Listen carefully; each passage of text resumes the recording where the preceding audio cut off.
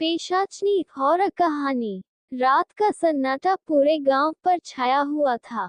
हर कोई अपने अपने घरों में दुबक कर सोने की कोशिश कर रहा था, लेकिन एक अनजानी दहशत गांव में फैली हुई थी। चारों ओर जंगल, और उसी जंगल के बीचों बीच एक पुराना और सुनसान खंडहर था, जिसे लोग पेशाचनी का घर कहते थे। इस खंडहर के बारे में कई डरावनी कहानियां प्रचलित थीं, लेकिन सबसे खतरनाक और मशहूर कहानी थी पेशाचनी की, जो अंधेरी रातों में गांव वालों को अपना शिकार बनाती थी। विजय, एक नवयुवक जो गांव में हाल ही में आया था, इन बातों पर बिल्कुल यकीन नहीं करता था। वह शहर से पढ़ाई करके लौटा था और गांव की इन पुरानी मान्यताओं को केवल अंधविश्वास मानता था। उसके दोस्तों ने उसे कई बार पेशाचनी के बारे में बताया था, लेकिन विजय हर बार उन्हें हंसी में उड़ा देता था।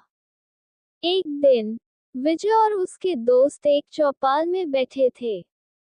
बातचीत का विषय फिर से पेशाचनी पर आ गया।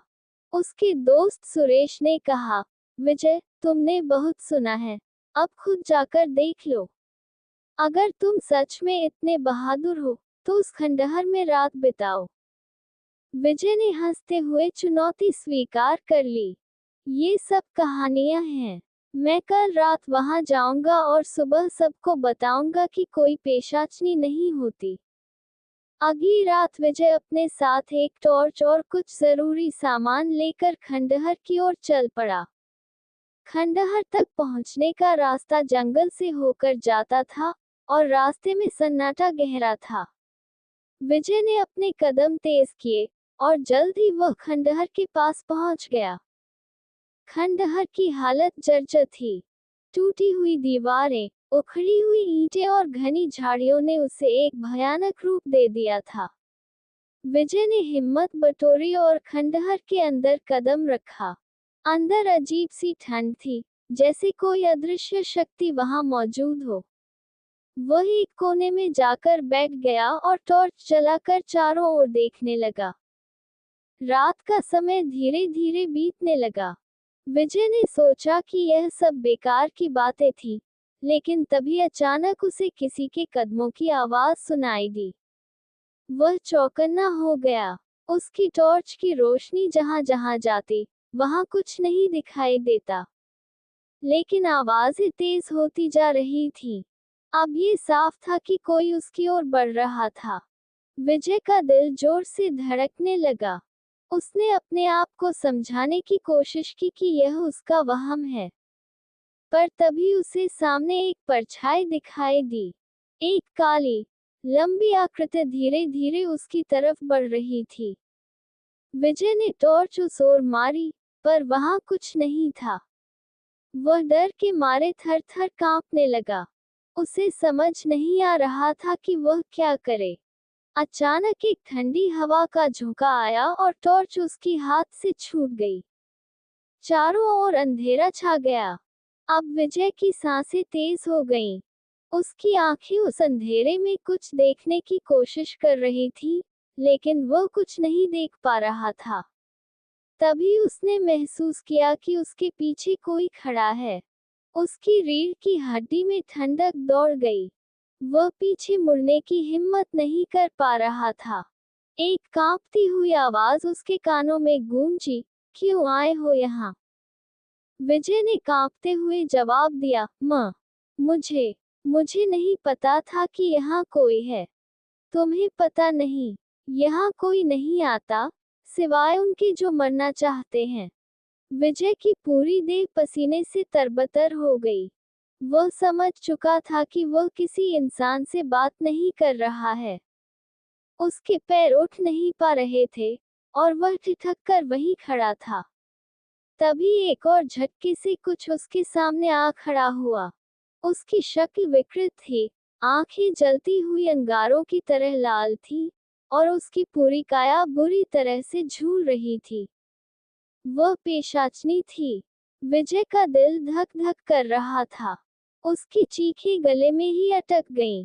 वह भागना चाहता था, पर उसके पैरों ने उसे धोखा दे दिया। पेशाचनी उसके और पास आए। उसकी सड़ती हुई बदबू विजय की नाक में घुसने लगी। उसके होठों से एक भयावह हंसी निकली, जिसने पूरे माहौल को और डरावना बना दिया।